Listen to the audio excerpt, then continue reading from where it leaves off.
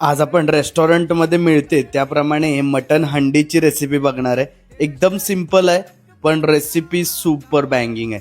यासाठी आधी एका पॅनमध्ये आपण किसलेलं सुकं खोबरं ड्राय रोस्ट करून घ्यायचंय छान गोल्डन ब्राऊन कलर येईपर्यंत. नंतर एक 4-5 लवंगा, 1 इंच दालचिनीचा तुकडा आणि 15-20 काळी मिरी त्या देखील थोड्या भाजून घ्यायच्यात हलक्या.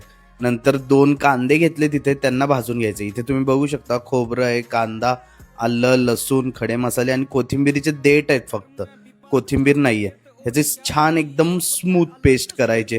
जेवढी फाईन पेस्ट कराल तेवढं छान. नंतर एका कढईत तेल घेतलंय.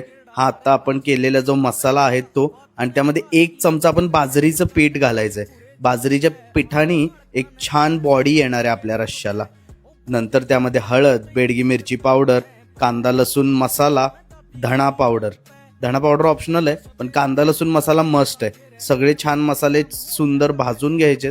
एकदा सगळे मसाले भाजले की त्यामध्ये शिजवलेलं मटण ॲड करायचं. मटण घेताना हड्डीचे आणि फॅट असलेले पीस घ्यायचं, लक्षात ठेवा.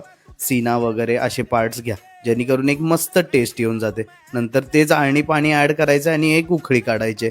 जबरदस्त अशी मटण हंडी तयार. रीते तुम्ही ग्रेव्हीची कन्सिस्टन्सी बघू शकता, एकदम स्मूथ सिल्की आहे. पण तुम्ही जर भाकरी बुडवली तर त्याला कोट होतं.